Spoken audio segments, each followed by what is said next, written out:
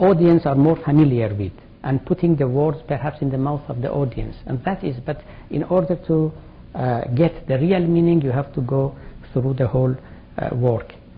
Now the second verse here reads as follows, saying, i.e. the reed, ever since I was parted from the reed bed, my lament hath caused man and woman to moan. So this is the second.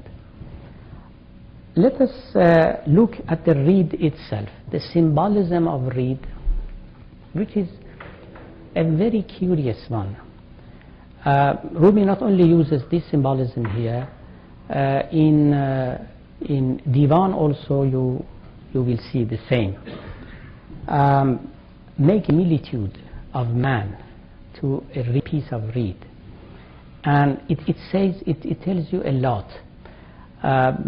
We have got many figurative actual expressions about the lover or the human being in their relationship with God, with the Lord. There are a lot of these similitudes, but in the case of reed, I think you get perhaps the most important ones. At the same time, Rumi actually conveys to us, offers us a multitude of meanings when he uses the word reed with regard to himself. Or he is a piece of reed, empty, void. He hasn't got anything from himself. He needs someone in order to come and to blow into the reed, in order to fill it in. Without that somebody, without that someone, he stays void and empty and without anything. So that means the intense actually need of human beings, especially the mystic contemplatives, when they experience their inner sense, their inner essence, that they are absolutely dependent on somebody else. Without that dependence, they are not. They are absolutely void of existence, of reality, everything. You see, at the same time it gives you the meaning and the experience a mystic actually understands and feels when he looks at himself. He is like a reed. And this is, again, the idea of humility. Arrogance means to feel you are full of everything, full of sense, full of meaning, full of life, full of knowledge.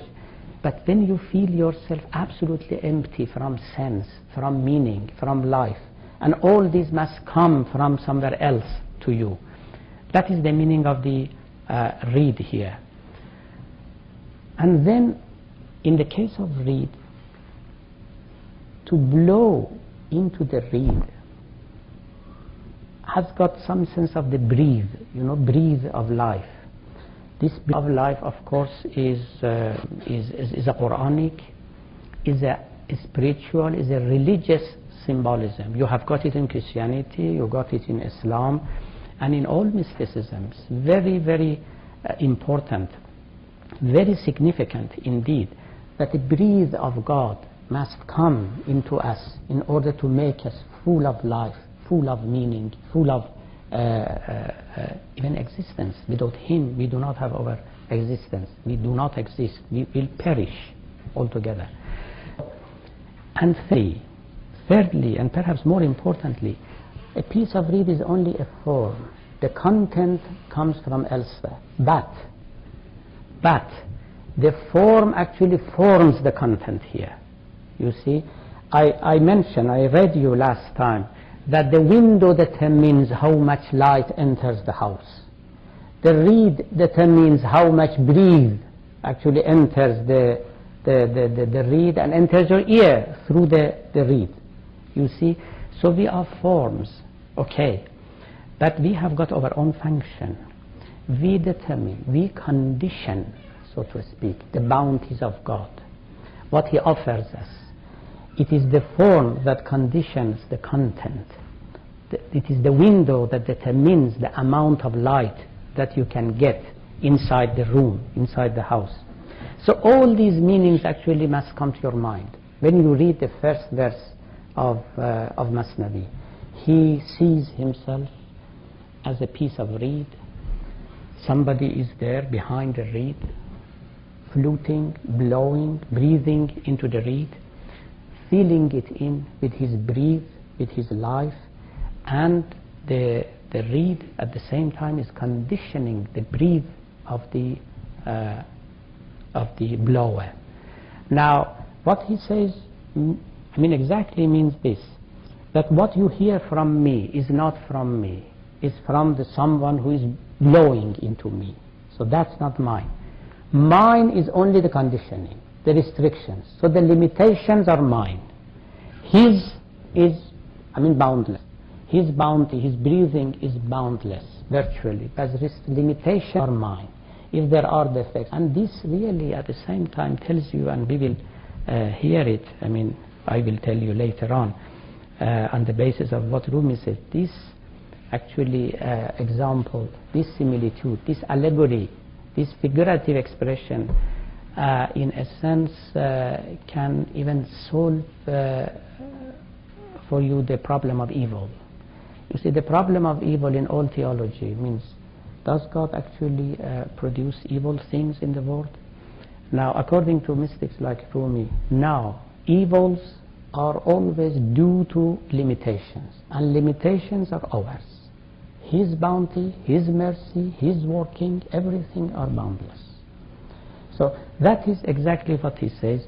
Therefore, here you have got a very important claim behind all he is telling us here, and that is this, that I, as a piece of reed, I am not actually a storyteller. The storyteller is someone else. I am only an instrument. He is giving me an instant.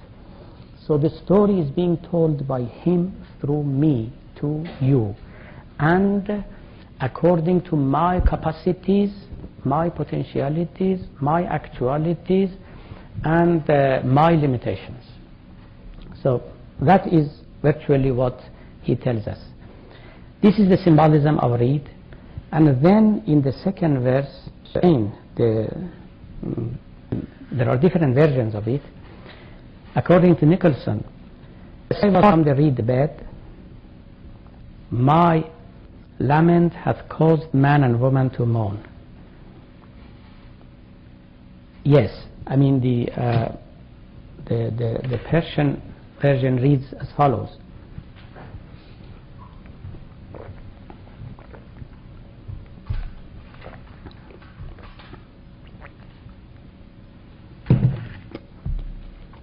که از نیستان تا مرا ببریده اند، از نفیرم مرد و زن نالیده اند. This is what Nicholson has translated here. My lament has caused man and woman to mourn. But the correct version is not like this. The correct version reads like this. که از نیستان تا مرا ببریده اند، در نفیرم مرد و زن نالیده اند. Meaning that it is not because of my lament that man and woman has mourned. In my lament, man and woman has mourned. There is a world of difference between the two. It means that my lament is the lamenting of all human beings. I am a reed, not only in the lips of God, but in the lips of all human beings. So therefore, what I am saying actually is the saying of all humanity. I have not caused them to lament. My lament is their lament. They are lamenting through me. That is actually what he says. So the correct version is goes like this. So these two, then of course it goes on, says a lot about love, about separation, about the unsatiable thirst of the lover, about the symbolism of fish, which we will have more about it later on. Fish blooms large, very prominent in the whole Rumi. First of all, because he was familiar with Christian culture and literature, and as you know, fish is a symbol of Christ, so he uses the fish